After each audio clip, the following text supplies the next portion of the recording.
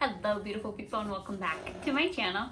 So I tried to have this video up yesterday for you guys, but I had some insane sinus pressure going on and it was not a fun day for me. So I was like, it's fine, I'll just film and upload it tomorrow. It going up on the second day of the month isn't that big of a deal, but in case you couldn't tell by the title, we're going to be talking about my November reads and I have some thoughts.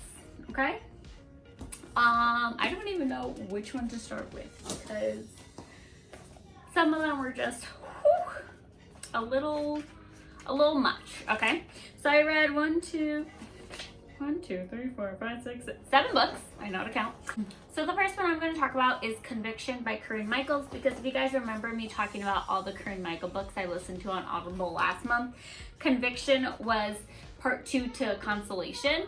And Consolation ended off on a cliffhanger and it had me shook. I talked about that in my last month's video. And I'm not gonna lie, this one annoyed me a little bit more. And I can't really say anything without giving you guys spoilers. But in the end, it ended up being a happy story, happily ever after kind of thing. So it all worked out in the end. It was just a little annoying to get there because she had to go through a lot of steps in order to get there. There was a lot of back and forth. It was just a lot. So like I said, I can't really give much without spoiling the ending of Consolation. So I don't want to do that.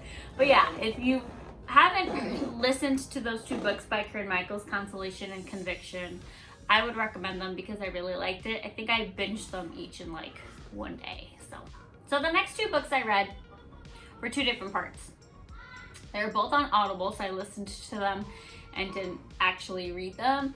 And they're pretty long books. I think the first one's like 15 hours or something like that, and the second one's 17 hours. So it took a pretty... It took a good decent chunk of time. It took a decent chunk of time to get through them. And I would just like to say that there are several trigger warnings for this book. The first one does end on a cliffhanger, which is what got me, because the first one I just used my Audible credit for, and then the second one I did end up purchasing it because the cliffhanger, I couldn't. I actually didn't have any intentions on listening to the second one because it's a little dark, guys, okay? So I was like, I don't even know if I can listen to the second one of this like kind of book. And then the cliffhanger happened and I was like, well, she got me because I gotta listen to see what happens. But it is a dark romance that contains graphic violence, dub/non-con, and deals with subject matters such as child trafficking and human sacrifices. If you have any triggers at all, I just suggest you don't listen. I don't recommend this at all if you have any triggers. But yeah, so it's basically told from 2 different points of views. Adeline, who is also called the Manipulator, because she's an author, so she can manipulate people's emotions and stuff like that. So that's kind of like her nickname in this book, the Manipulator. And then there's the Shadow, whose name is Zaid, and he runs a company that tries to end as much child sex trafficking as possible. So it makes you want to like him, but at the same time, it's very conflicting, okay? And I don't know what to say without giving too much of the story away. But I was so conflicted with it. I actually had my mom listen to it too, and I was like, you need to listen to these and tell me what you think, because it's a lot to take in. But basically, Adelaide moves into her grandmother's old house, and her and her best friend are trying to solve her great-grandmother's unsolved murder, because she was murdered back in the 30s, I think it was, and it was a cold case. It was never solved. So her and her best friend are working to solve her grandmother's case, and then at the same time she's being stalked by this person that's nicknamed the Shadow, because that's the nickname she kind of gives to him. Also, I'm sure you can hear it, but sorry if it's kind of loud. and you hear background noise, there's construction literally right next door, and it's the most obnoxious thing ever, but we'll just try to tune it out. So yeah, so the shadow is Zaid, and that's the nickname that Adeline gives him because he literally stalks her like at night. So he sees her for the first time when she's at a bookstore signing her latest book, and it was like, oh my god, it's love at first sight, blah blah blah. But instead of being a normal person and asking her out on a date or like getting her phone number and stuff, he had decided to stalk her instead. I don't know, that's just Zaid, I guess. And like he would stalk her to the point where like he was breaking into her house and like watching her while she slept, like creepy stalker stuff. And anytime she tried to report it to the police reports vanished because, as I mentioned, Zaid has a human trafficking company, or he prevents human trafficking, I should say, and he has a lot of money and a lot of resources at his hands. So he has hackers and all that kind of stuff that can, and he himself is a hacker, so he can like break into the system. And that's what he did. He had one of his people crack into the police department system, and anytime Adeline made a report, I think it was like 3 or 4 times, the report magically disappeared. So it was pretty intense.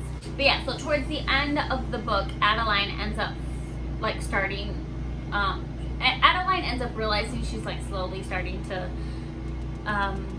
fall for her stalker, I guess you could say, and they end up finding out that this thing called the Society, which is the people who deal with the human trafficking, and they're the ones that partake in it and do all the kidnapping and that kind of stuff. Not just for children, but for women as well, but it's mostly children. They find out that Adeline has a target on her head, which means that she's going to be kidnapped and sold into human trafficking. And so Zaid basically, he goes from like her stalker to her protector because he knows he's the only one that's going to be able to protect her. So he finds out she has a mark on her head. He puts up like all this security around her house and stuff like that. And then the cliffhanger happens at the end of the book. And I guess I can't, if you're going to listen to the first one, you're going to hear what the cliffhanger is anyway, but I can't really go into the second one, like talking about it without talking about the cliffhanger of the first one. But Adeline does end up getting kidnapped, and they lured her out by using her best friend. So basically, they took her best friend first, and then kept her hostage in her apartment, and then were like using her phone to text Adelaide and be like, I need your help, blah blah blah, can you come, to lure her out of her house where she had all of her security and stuff. And then once she was out of there, they ended up getting her from there. I don't want to give away all the details, I won't say how they did it, but they did end up getting her from there. And that's where the first one ends. And that's why I was like, and then something also happens to Zaid, because Zaid is at one of the Society's functions where he's like undercover. I forgot what his name was, I think it was like Xavier or something like that, or Zach. Anyway, he's undercover at the Society, and something happens at the Society function at the same time Adelaide is out getting kidnapped. So 2 things happen to both of the main characters simultaneously, and you're just like, oh no, what? And that's how the book ends. So obviously, you guys can imagine, I had to get the second one because I had to know what happened. So the second one, I feel like, has even more trigger warnings than the first. So there's a lot of sexual content in this book, and it's not necessarily consensual content. There is scenes of rape, there is a scene of pedophilia, child abuse, murder, torture, gun violence, toxic relationships, sexual harassment, emotional abuse, injuries, basically any single trigger you can think of in a book is in this second one. I honestly had a harder time getting through the second one because the first one was like a little more of like a mystery thrill, because it's like, oh my god, who is the stalker? What's gonna happen? Because it takes you a while to figure out that Zaid is the stalker. So that one was more like a mystery. There are some pretty effed up parts in it, but it wasn't like as graphic as the second one. The second one I had to take like literal pauses, and I'm like, okay, this is a little much. It's a little heavy. There were moments I wanted to cry, especially like when they're talking about the things that happened to the kids, and you know, it's a very heavy, very dark book. So please, please, please, if you're going to listen to this or read it, just go into that with that warning. It's not a happy fairy tale. It's nothing like that. It's very traumatic. There's also a trigger of PTSD in there, because when Adeline finally gets out of the situation, she does go through a lot of trauma. So obviously she does go through her PTSD and stuff too. It's basically the story of Adeline being in the human trafficking business and Zaid trying to get her out of it. And then when he does get her out of it, it kind of goes to the, it kind of talks about a little bit afterwards of how, like, what they do after she gets out, and like how she gets her revenge on the people that trafficked her and all this kind of stuff.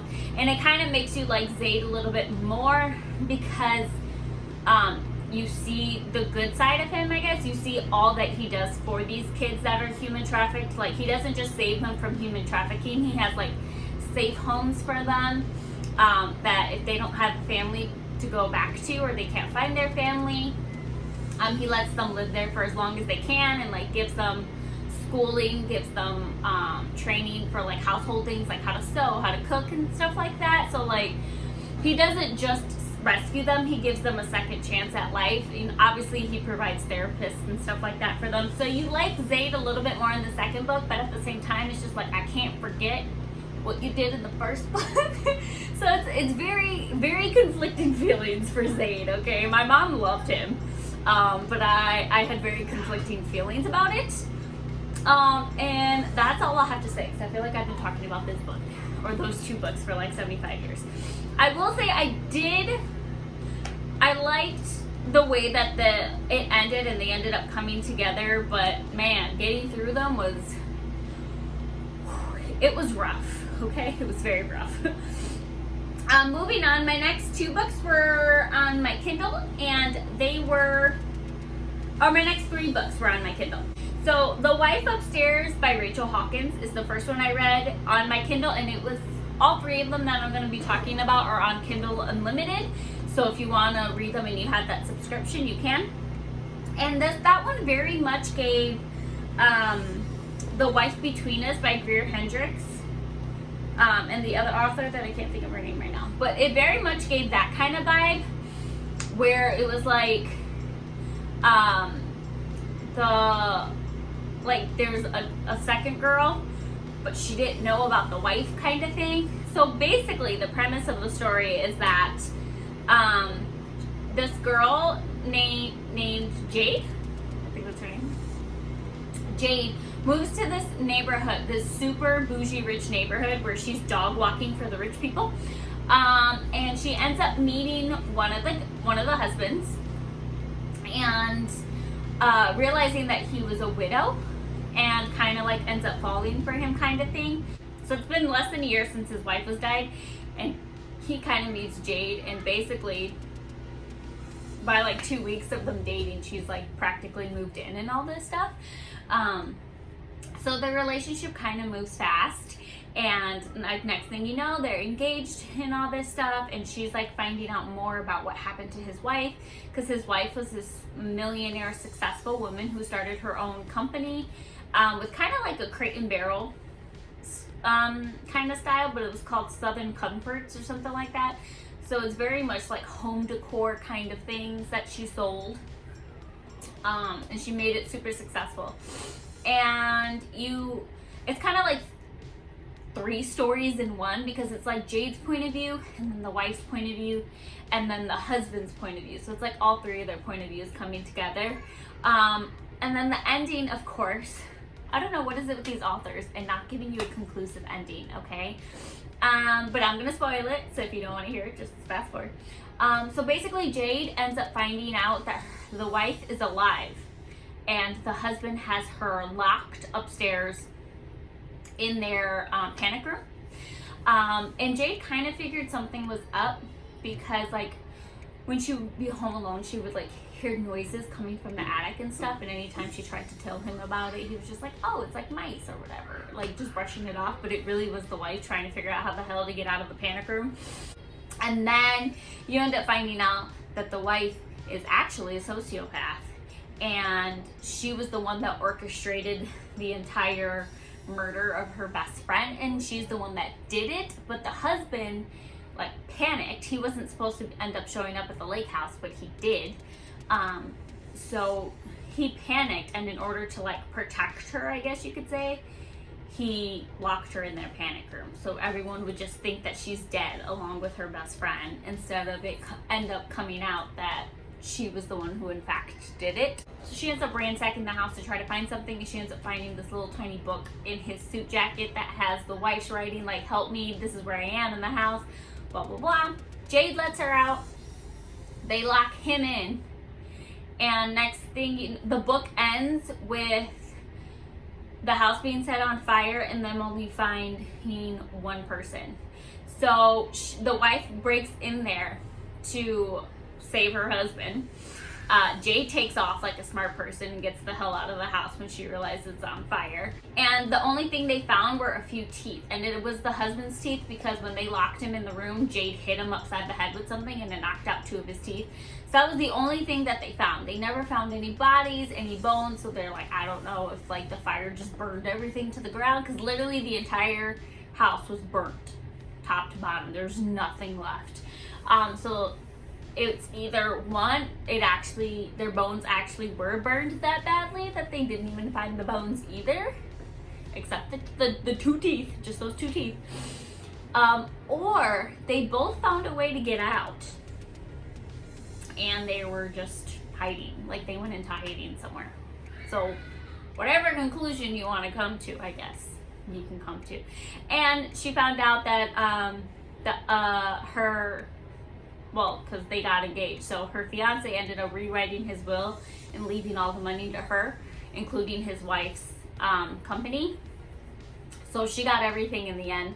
She sold the wife's company, ended up buying like a small home somewhere, and just kind of like started over. And the other 2 were nowhere to be found or heard from ever again. So I don't know what happened to them. So just pick which ending you want to go with. And then the next one on my Kindle that I read was called The Housemaid by Frida McFadden, and this one actually does have a sequel that's coming out the beginning of next year that I'm kind of excited to read as well. That one kind of gives The Last Mrs. Parrish by Liv Constantine. I read that one back in August, and these kind of books kind of like have a similar vibe to it, where one girl ends up falling for the husband because they think the wife's life is perfect and all this stuff, and he's rich and blah blah blah, and then it turns out that the husband is an actual sociopath and treats them like crap. So the main character ends up, she just got out of prison for a crime she committed, and she got out a little bit early, so she's just trying to apply to jobs in order to, because she got fired from her last one, but if she doesn't have a job, she breaks her parole, so she goes back to jail. So she's just trying to find a new job, and she ends up applying to work for this family called the Winchesters, and just doing basic housework, cooking, that kind of stuff. And she didn't think she was gonna get the job, but she did end up getting it. And she lives in their 2nd floor in like an attic turned room or whatever. And at first, like, the wife is like, Nina is super nice to her, but she's also like very wish-washy. So like one day she's fine with her, and then the next day she's not fine with her, and she's like yelling at her and belittling her. And they do also have a child as well, an 8-year-old, I believe. Nina leaves out of town to go pick up their daughter from camp, and which leaves Millie and Andrew in the house by themselves, and they end up going to a play and staying in Manhattan and sleeping together. Shocker, right? And then that's when Andrew tells Nina that their marriage is over, blah blah blah, and that she needed to get out the house.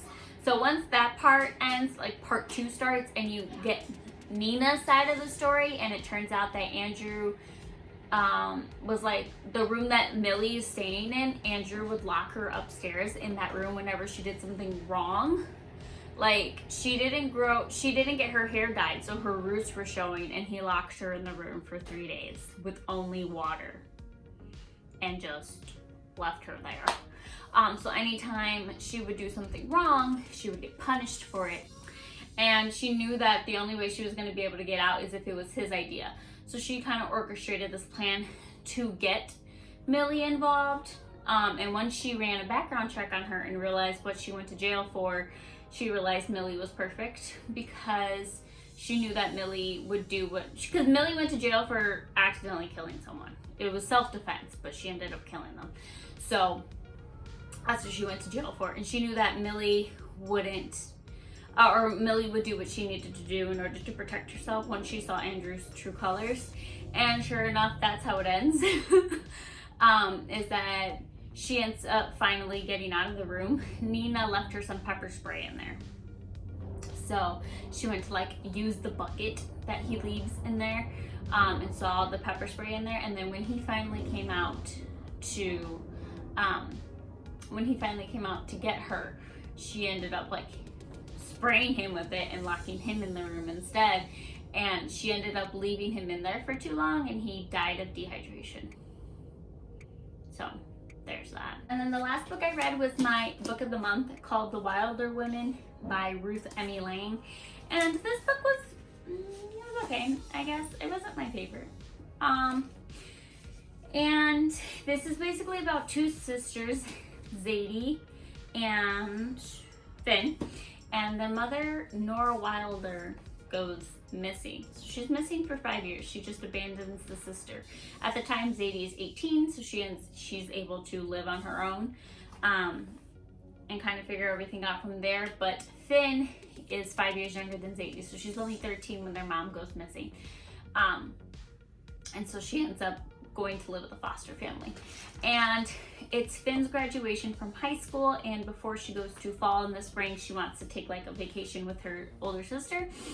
And Finn comes up with this idea to try to find their mom. Now they both have psychic abilities, so Zadie can see into the future and Finn can read people's memories. So not necessarily like see the past, but like if she goes somewhere and there's a memory there, then like she can see that.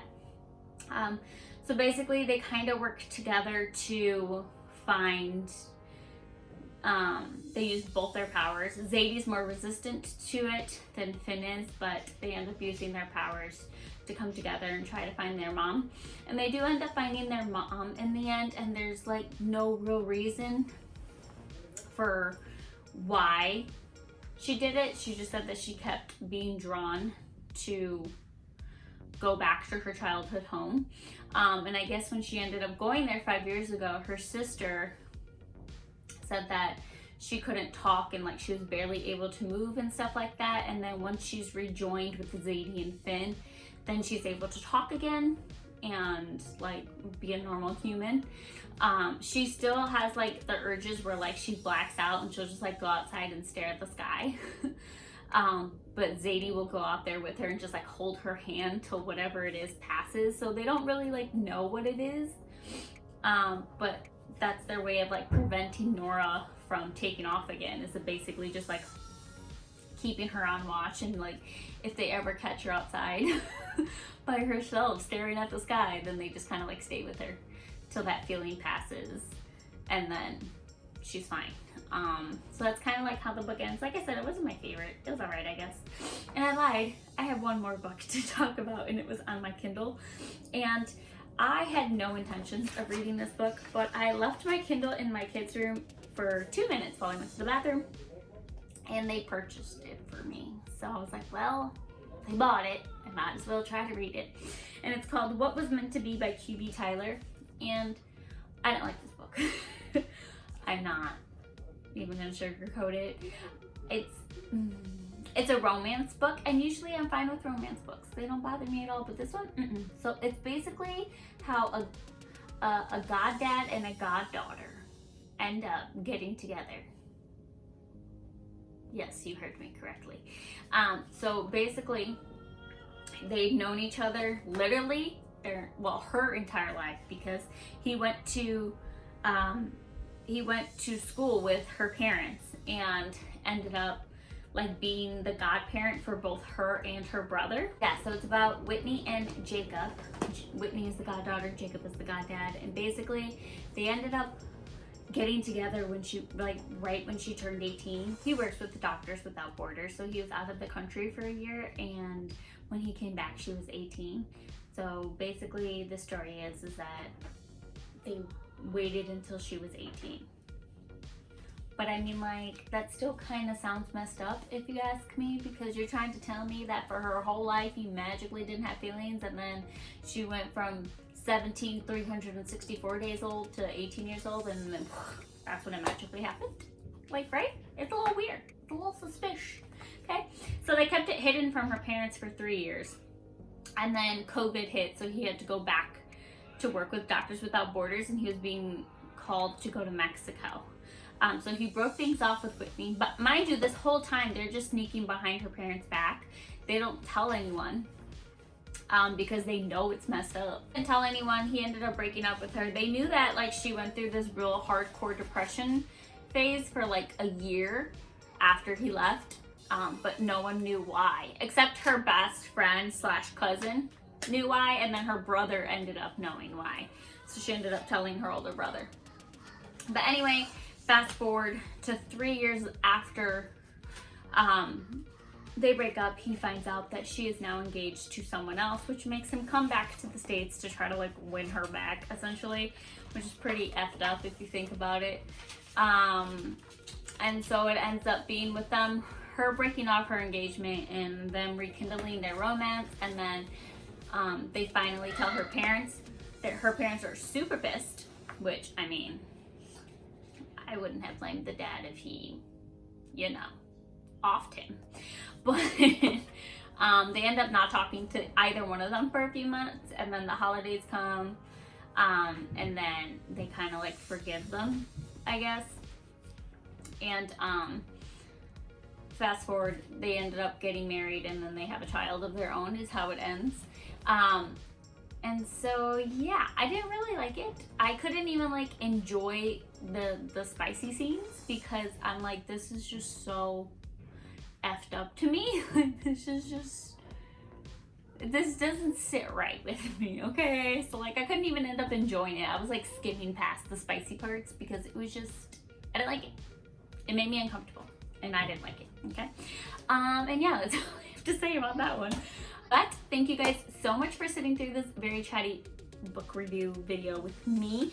I hope you enjoyed, and like, share, and subscribe if you haven't already, and I'll see you guys in the next one. Bye.